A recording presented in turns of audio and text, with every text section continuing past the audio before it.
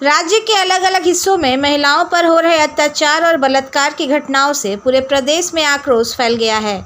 एक और जहां आरजीकर मेडिकल कॉलेज की दर्दनाक घटना ने लोगों को झकझोर कर रख दिया है, वहीं दूसरी ओर कस्बा की महिला वकील छात्रा और अब दुर्गापुर में एक और अभया जैसी घटना ने राज्य की कानून व्यवस्था पर गंभीर सवाल खड़े कर दिए हैं। इन्हीं घटनाओं के विरोध में शनिवार को रानीगंज के रानीसर मोड़ पर आदिवासी समुदाय ने लोगों ने राष्ट्रीय राजमार्ग संख्या 19 को अवरुद्ध कर जोरदार विरोध प्रदर्शन किया। प्रदर्शनकारियों ने कहा कि राज्य में लगातार महिलाओं की अस्मिता के साथ खिलवाड़ किया जा रहा है और प्रशासन मूकदर्शक बना हुआ है। उन्होंने दोषियों को कड़ी से कड़ी सजा देने तथा राज्य सरकार से महिलाओं की सुरक्षा सुनिश्चित करने की मांग की। इस दौरान राष्ट्रीय राजमार्ग पर घंटों जाम की स्थिति बनी रही, जिससे वाहनों की लंबी कतारें लग गई। पुलिस और प्रशासनिक अधिकारियों के हस्तक्षेप के बाद प्रदर्शनकारियों ने धीरे धीरे जाम हटाया। लोगों का कहना है कि अगर इस तरह की घटनाएं नहीं रुकी तो आंदोलन को और तेज किया जाएगा।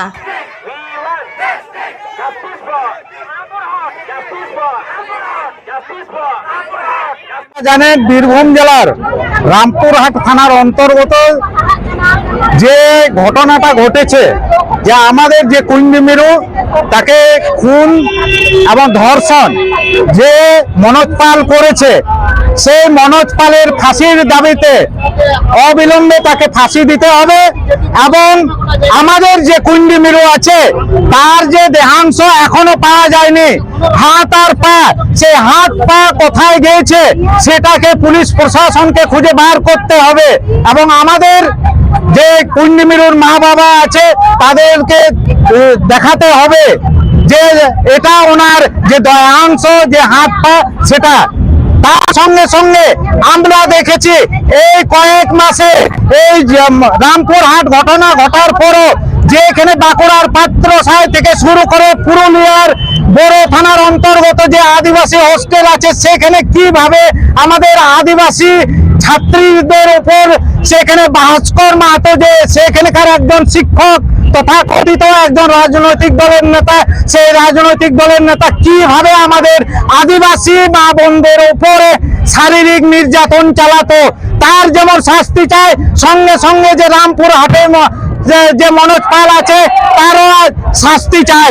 আপনারা দেখেছেন রামপুরহাট ঘটনার পরে আমাদের যে কাশমন্ডি আছে, সেই কাশমন্ডিতে আমাদের একজন নাবালিকা আদিবাসীর উপর যে গ্যাং রেপ হয়েছে, সেই গ্যাং রেপে যে 6-7 জন যে দোষী তাদের অবিলম্বে শাস্তি চাই। আমরা এই দাবি নিয়ে আজকে রাজপথে নেমেছি।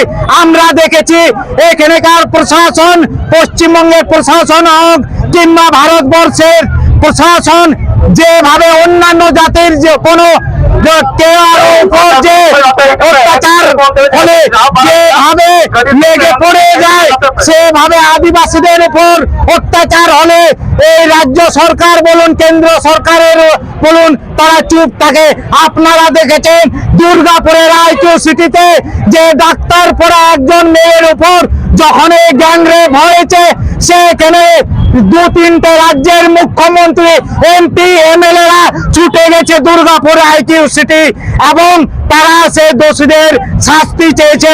কিন্তু আমরা সেখানে দেখেছি রামপুরহাটে যেখানে নির্ভয় কাণ্ডকে হার মানায়, সেই আমাদের কুইন্ডি মিরু বোনের বাড়িতে একজনও এমপি, এমএলএ কিংবা আমাদের রাজ্যের যিনি মুখ্যমন্ত্রী, মহিলা মুখ্যমন্ত্রী, তার কোনো বিবৃতি আমরা পাইনি।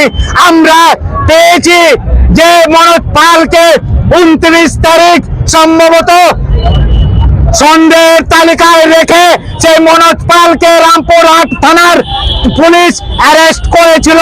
সেই মনোজ পালকে বাঁচাবার জন্য শাসক দলের তথাকথিত একজন রাজনৈতিক নেতা পান্থ দাস, সম্ভবত সেই পান্থ দাস তাকে বাঁচিয়েছে এবং যখন তার ডেড বডি পাওয়া যায় সেপ্টেম্বর মাসে, তো তড়িঘড়ি সেই রামপুরহাট থানার পুলিশ তাকে মনোজ পালকে অ্যারেস্ট করে এবং যিনি আইও ছিলেন, পুলিশের আইও ছিলেন এই কেসের, সেই আইওকে তারা সাসপেন্ড করেছে যা শুনেছি। এই যে দ্বিচারিতা, অন্যান্য জাতির ক্ষেত্রে যে মনোভাব সরকারের, আর আমাদের আদিবাসীদের মা বোনেদের ক্ষেত্রে যে মনোভাব, তার বিরুদ্ধে আজকে গোটা আদিবাসী সমাজ রাস্তায় আছে। এবং কুইন্দিমিরুর যে দোষী মনোজ পাল, তাকে অবিলম্বে ফাঁসির কাঠিতে তুলতে হবে, নতুবা আদিবাসী সমাজ জানে যে দোষীদিকে কিভাবে শাস্তি দিতে হয়। সেই জন্য আজকে আমরা রাজপথে নেমেছি। রাজপথ আমরা ছাড়ছি না, কুইন্দিমিরুর চিন্তা নাই, রাজপথ আমরা ছাড়ি নাই। আগেও যেমন লড়েছি, এখনো লড়ছি, আজকেও লড়ছি। আগামী দিনে যদি মনোজ পালকে শাস্তি না দেওয়া হয়, কিংবা পুরুলিয়া বড় থানা সেই শিক্ষককে শাস্তি না দেওয়া হয়, কুচমন্ডির দোষীদের শাস্তি না দেওয়া হয়, তবে আমরা আমাদের আন্দোলন আরো বৃহত্তর আকার হবে। এবং দরকার হলে সে সময় গোটা পশ্চিমবঙ্গ স্তব্ধ হবে। রাজপথ 24 ঘন্টা কি একদম অনির্দিষ্টকালের জন্য আমরা দখলে নেব আদিবাসীরা। আমার নাম সঞ্জয় আমরক।